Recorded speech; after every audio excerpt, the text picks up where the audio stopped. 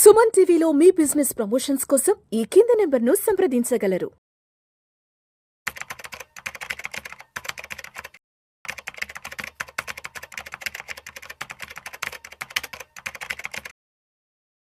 నమస్తే, నేను జీవి సత్యనారాయణ.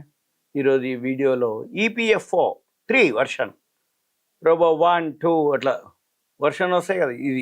ఇప్పుడు ఈపీఎఫ్ఓ ఎంప్లాయీస్ ప్రావిడెంట్ ఫండ్ ఏదైతే ఉందో దానికి సంబంధించిన 3rd వర్షన్. అయితే దానికి సంబంధించిన వివరాలు ఇప్పుడు దీంట్లో చెప్తున్నాం. అయితే దానికి సంబంధించినటువంటి మంత్రి మన్సుఖ్ మాండవీయ గారు ఈపీఎఫ్ఓలో చాలా మార్పులు వస్తాయని చెప్పడం జరిగింది.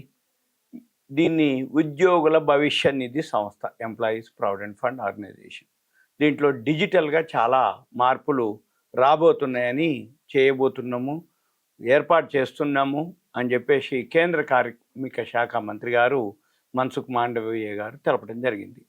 ఈ ఈపీఎఫ్ఓలో 3 వర్షన్, ఇది 1, 2, 3, ఈ 3rd వర్షన్.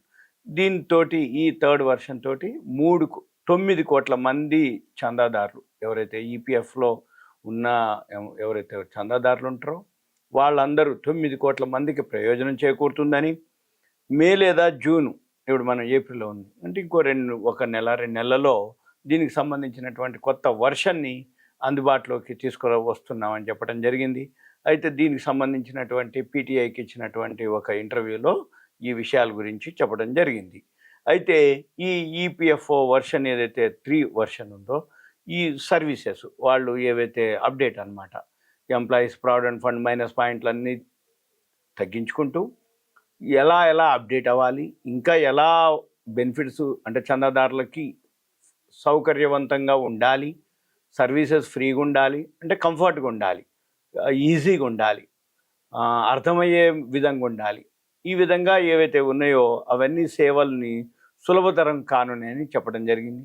అయితే దీంతో ఆటో క్లెయిమ్ సెటిల్మెంట్లు, అంటే మనుషులు మాన్యువల్గా ఆఫీసుల చుట్టూ తిరగటాలు, రేపు రా మాపు రా అనటం, మంచిది అనటం, సర్వరు డౌన్ ఉంది అనటం, సెలవులు అని చెప్పటం, లీవ్ అనటం, ఇవన్నీ లేకుండా రాబోయే రోజుల్లో మనము ఆటో క్లెయిమ్ సెటిల్మెంట్లు, డిజిటల్ కరెక్షన్లు, ఏమన్నా మాడిఫికేషన్స్ కానీ కరెక్షన్స్ కానీ, తర్వాత ఏటీఎం ద్వారా విత్డ్రాలు కూడా ఫెసిలిటీస్ అన్నీ కూడా రాబోయే రోజుల్లో ఉంటాయి 3rd వర్షన్లో అని చెప్పడం జరిగింది. అంటే ఆటో క్లెయిమ్ సెటిల్మెంట్లు, డిజిటల్ కరెక్షన్లు, ఏటీఎం ద్వారా విత్డ్రాలు. అయితే ఇది ఇంకా బాగా సౌకర్యవంతంగా ఉండటాన్ని సమర్థంగా తీర్చిదిద్దటానికి మెయిన్ ఇది అనమాట. అంటే ఏంటిది, ఇవన్నీ చేయటం కోసం ఈపీఎఫ్ఓని సౌకర్యవంతంగా సమర్థంగా తీర్చిదిద్దాలనే ఉద్దేశమే దీని యొక్క ముఖ్య ఉద్దేశం అని చెప్పడం జరిగింది. అయితే దీంతో ఏంది, క్లెయిమ్లు అనుకోండి, కరెక్షన్స్ అనుకోండి, ఈ కరెక్షన్ల కోసం ఫారాలు నింపటాలు, ఆఫీసుల చుట్టూ తిరగటాలు, ఈ ఇబ్బందులన్నీ ఈ కొత్త వర్షన్లో ఉండవు అని చెప్పడం జరుగుతుంది, తొలగిపోతాయని అర్థం. ఇవన్నీ కూడా అని మాండవీయ గారు తెలపడం జరిగింది.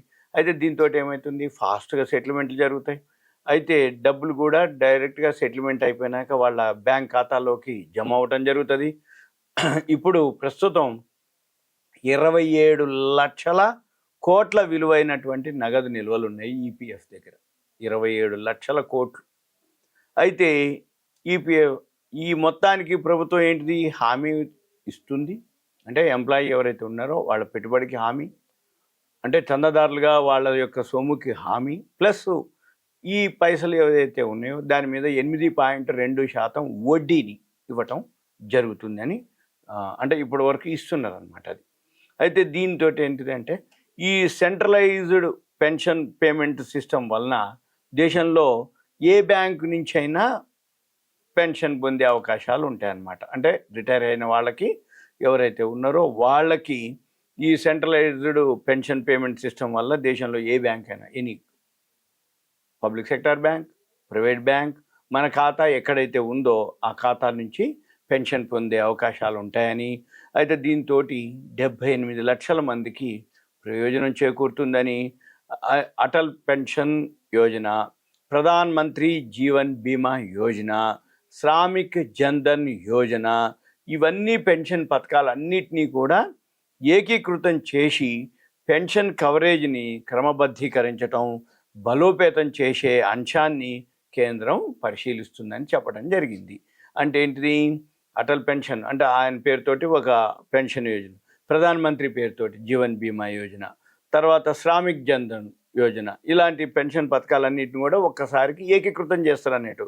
దాంతో ఏమవుతుంది, ఈ పెన్షన్ ఏవైతే ఉన్నాయో అన్నీ కూడా కవరేజ్ అయిపోయి బలోపేతం అయితే అనేది కేంద్రం పరిశీలిస్తుందని చెప్పడం జరిగింది. ఇవన్నీ కూడా ఒక నెల 2 నెలలు, ఇప్పుడు ఏప్రిల్లో ఉన్నాం, మే జూన్ వరకు అనుకోండి, 2 నెలల్లో అయితే ఏదున్నా మళ్ళీ అప్పుడు అప్డేట్ అయినాక మళ్ళీ నేను మీకు మళ్ళీ ఒకసారి అప్డేట్ చేస్తాను మీకు.